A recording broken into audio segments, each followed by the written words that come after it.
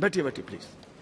महोदय, मैं प्रस्ताव करता हूं कि दिल्ली राष्ट्रीय राजधानी राज्य क्षेत्र शासन अधिनियम 1991 के अधिनियम का और संशोधन करने वाले विधेयक पर विचार किया जाए।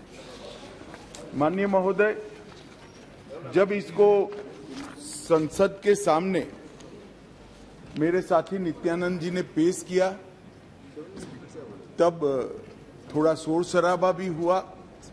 कुछ मान्यवर सदस्यों ने मुद्दे उठाए थे कि ये विधेयक जो लेकर आए हैं वो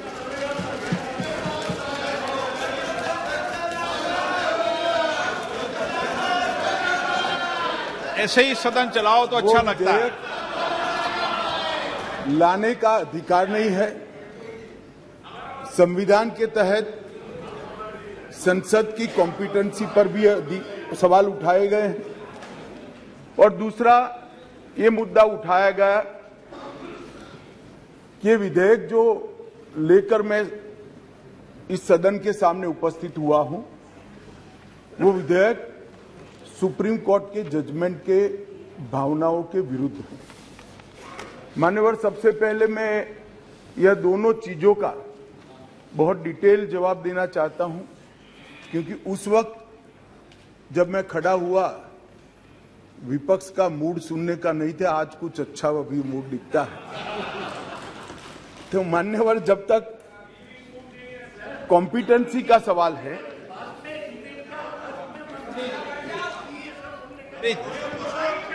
प्लीज माननीय मान्यवर, जहां तक कॉम्पिटेंसी का सवाल है, संघ राज्य क्षेत्र का प्रशासन संविधान के भाग 8 में उल्लेखित प्रावधानों के तहत आता है। अनुच्छेद 239 से 242 तक इसकी कार्यरीति को संविधान में वर्णित किया गया है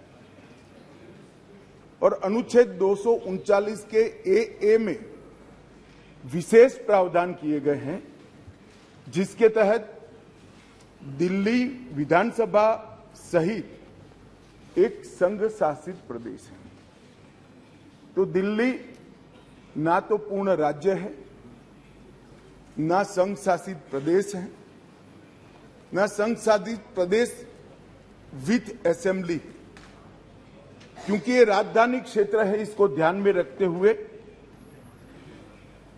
239 ए में इसका एक विशेष प्रावधान संविधान के तहत किया गया है। इसकी डिटेल बात मैं बाद में बताऊंगा। अब कहा कि भारत सरकार को इसके बारे में कानून बनाने का अधिकार नहीं है, ऐसा विषय कुछ सदस्यों के द्वारा रखा गया। मैं इस सदन का ध्यान अनुच्छेद 239 ए 3B की तरफ दिलाना चाहता हूं। 239 ए 3B बहुत स्पष्ट है। इसके तहत इस संसद को दिल्ली संघ राज्य क्षेत्र या इसके किसी भी भाग के बारे में उससे संबंधित किसी भी विषय पर कानून बनाने का पूर्ण अधिकार प्राप्त है। इसलिए कुछ सदस्यों ने जिस बात को इंट्रोडक्शन के वक्त यहां उठाने का प्रयास किया था, मेरा दायित्व बनता है, उस वक्त माहौल ठीक नहीं था, तो आज इसका मैं ढंग से जवाब दूं। मान्यवर, कुछ सदस्यों ने यह भी कहा हाथ में सुप्रीम कोर्ट के जजमेंट रखकर कि ये सर्वोच्च अदालत के आदेश के उल्लंघन कर इसको लाया गया है। मैं वो सभी सदस्यों को विनती करना चाहता हूं कि आपने सर्वोच्च अदालत के आदेश का अपने मनपसंद हिस्सा ही पढ़ा है। जब सर्वोच्च अदालत के आदेश को सदन में कोट करते हैं तो संपूर्ण आदेश का अध्ययन होना जरूरी है उसका दूसरा हिस्सा भी पारदर्शिता के साथ सदन के सामने रखना चाहिए। खैर, जिन्होंने नहीं रखा, मैं रख देता हूं मान्यवर। मैं स्पष्टता करना चाहता हूं कि ये विधेयक जो है, इसमें सर्वोच्च अदालत के निर्णय को जो उन्होंने रिफर किया है, उसके पैरा 86, पैरा 95 और विशेष कर पैरा 164F की ओर मैं ध्यान आकर्षित करना चाहता हूं। उसमें स्पष्टता से कहा है कि संसद को 239AA के तहत दिल्ली संघ राज्य क्षेत्र के किसी भी विषय पर कानून बनाने का अधिकार है। ये अदालत ने अपने जजमेंट के अंदर बहुत स्पष्ट कर दिया।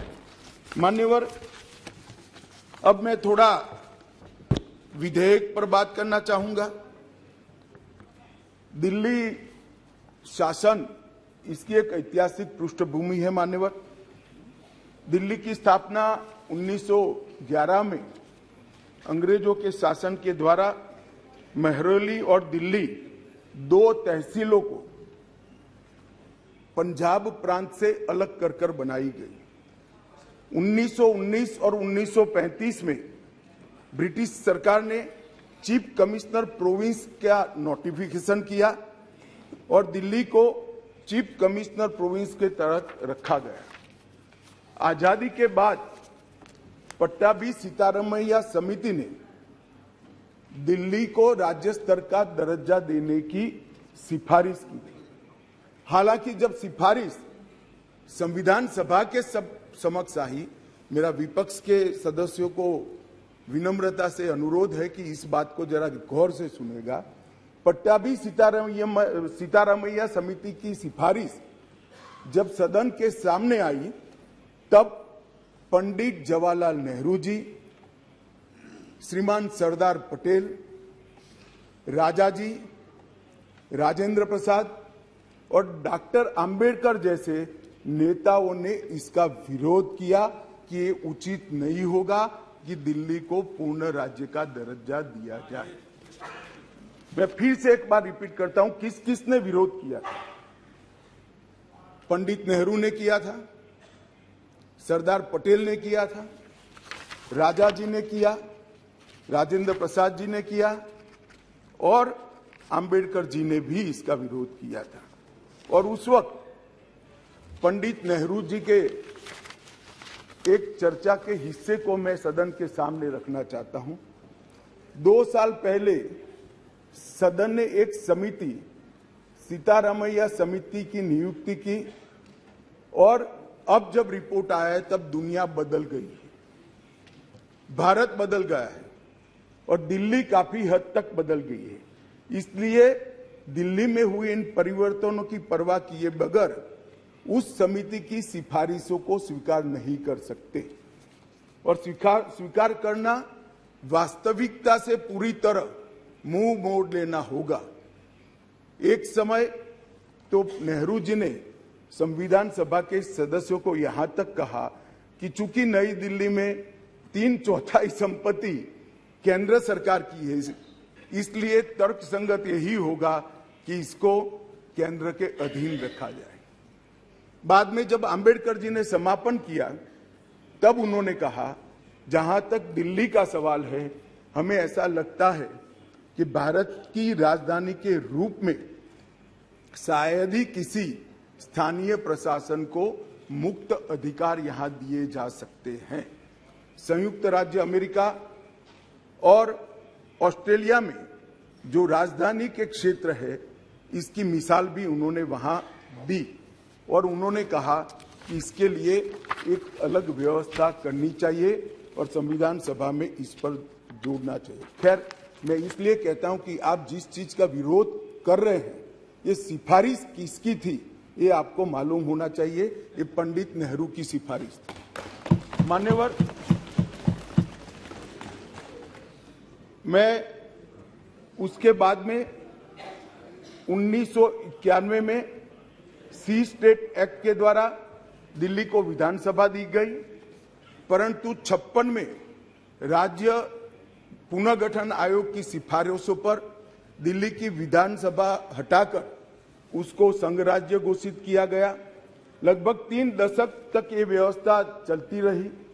87 में सरकारिया कमेटी बनी, जो बाद में बालाकृष्णन कमेटी के रूप में जानी गई, और 91 में 69वां संविधान संशोधन किया गया, और इसके बाद दिल्ली राजधानी राज्य क्षेत्र शासन अधिनियम 1991, जिसमें मैं आज संशोधन लेकर आया हूं, इसको इस महान सदन ने पारित किया गया। और वही विधेयक के अंदर, संविधान संशोधन के अंदर 239A, जिसका मैंने जिक्र किया, उसमें इस संसद को राजधानी क्षेत्र के किसी भी हिस्से के लिए और किसी भी कार्य के लिए कानून बनाने के लिए संपूर्ण अधिकार संसद को देने का काम किया गया। मान्यवर, समस्या कहां से समाप्त शुरू हुई? 1993 से व्यवस्था चली आ रही थी। कभी भारतीय जनता पार्टी सत्ता में आई, कभी कांग्रेस पार्टी ने शासन किया, कभी ऊपर कांग्रेस का शासन था तब हमारी सरकार थी, तो कभी ऊपर कांग्रेस की सरकार थी तब नीचे हमारा शासन था, मगर कोई झगड़ा नहीं हुआ था, सब कुछ ठीक चल रहा था, क्योंकि किसी की मंशा अधिकार हथियाने की नहीं थी, सेवा करने की। कांग्रेस पार्टी ने भी भाजपा के साथ झगड़ा नहीं किया, भाजपा ने भी कांग्रेस सरकार के साथ झगड़ा नहीं किया, और बहुत अच्छे से चल रहा था, कोई डिस्प्यूट नहीं, कोई झगड़ा नहीं। 1915 में स्थिति बदली और यहां 2015 में यहां स्थिति बदली और यहां एक ऐसे दल की सरकार आई जिसका मकसद, मुझे कोई झिझक नहीं है कहने में, जिसका मकसद सेवा करना है ही नहीं, झगड़ा करना। माननीय अध्यक्ष जी अनेक पार्टियों के मुख्यमंत्री रहे, अनेक पार्टियों की मिलीजुली सरकार रही, शुद्ध रूप से सरकार रही, मगर राष्ट्र सेवा करने में और जन सेवा करने में किसी भी पार्टी को कोई दिक्कत नहीं आई। मैं बाद में बात करूंगा क्या दिक्कत है वो, उसकी भी डिटेल बात करूंगा, प्रॉब्लम क्या है वो। प्रॉब्लम ट्रांसफर पोस्टिंग के अधिकार का नहीं है, विजिलेंस को कंट्रोल में लेकर बंगला जो बना दिया है, इसका सत्य छुपाना है। जो भ्रष्टाचार हो रहा है, इसका सत्य छुपाना है। मान्यवर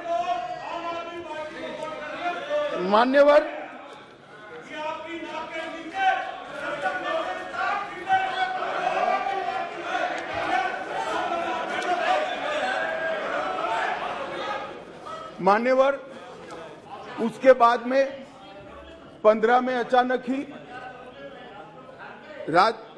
दिल्ली राज्य सरकार ने एक विषय सर्कुलर निकाला, जिसमें उन्होंने ट्रांसफर पोस्टिंग के अधिकार अपने हाथ में लिए।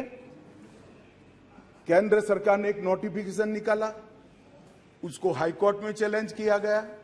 हाईकोर्ट का फैसला केंद्र सरकार के पक्ष में आया, इसको सुप्रीम कोर्ट में चैलेंज कर दिया गया, उसमें खंडित जनादेश आया, फिर संविधान पीठ बनी। संविधान पीठ ने कुछ फैसले कर नीचे फिर से 2 जजों की बेंच को दिया, उसमें भी सहमति नहीं बन पाई, और फिर से संविधान पीठ बनी जिसने अभी अभी फैसला दिया। मान्यवर,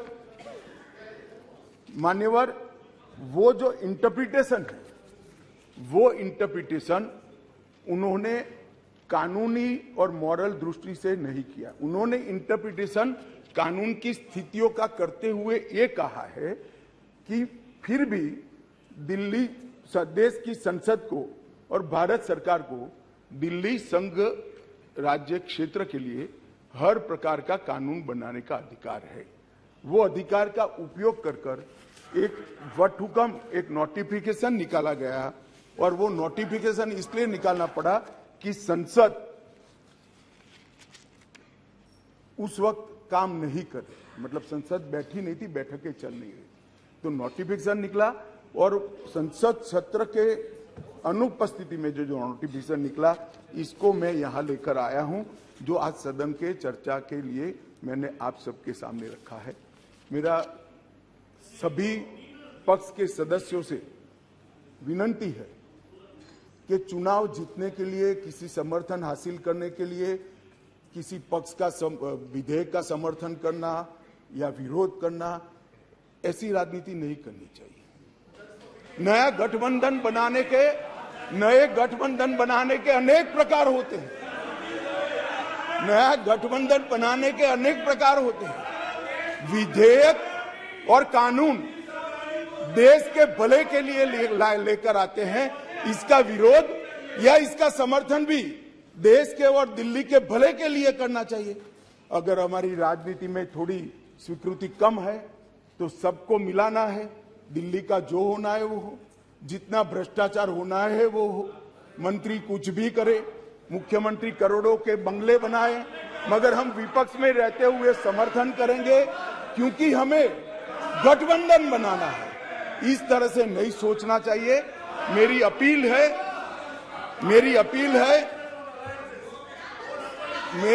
है विपक्ष के सदस्यों को कि आप दिल्ली की सोचिए, अलायंस की मत सोचिए। अलायंस से फायदा नहीं होने वाला है।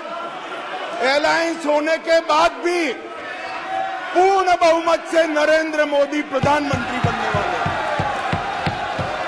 इसलिए ये अलायंस के कारण जनता के हितों की बलि मत चढ़ाइए। जनता सब देख रही है। अलायंस कर आप अगर ऐसा सोचते हो, कि जनता का विश्वास हासिल कर दिया जाएगा, जनता का विश्वास आपको मिला था, मगर जिस तरह से 10 साल यूपीए ने शासन चलाया, 12 लाख करोड़ के घपले घोटाले करे, इसलिए आज वहां बैठे। और मैं फिर से कहना चाहता हूं, दिल्ली सरकार के घपले घोटाले भ्रष्टाचार को प्रच्छिन्न रूप से अलायंस की गरज के कारण मदद कर रहे हो। पूरा देश देख रहा है और पूरा देश चुनाव में इसका हिसाब किताब करेगा। मान्यवर, मैंने ये सदन के सामने रखा है बिल को। मेरा सभी से निवेदन है कि अलायंस के मद्देनजर इस पर अपना अभिप्राय न करे। देश के और राजधानी क्षेत्र के भले के लिए न्यूट्रलिटी से बात करे। और वैसे भी मैं बता देता हूं, विशेषकर कांग्रेस पार्टी वालों को, कि ये बिल पारित होने के बाद वो अलायंस में आपके साथ आने वाले नहीं है। तो जो सच है वो करिए। इतना अपील करके मेरी बात को समाप्त करें।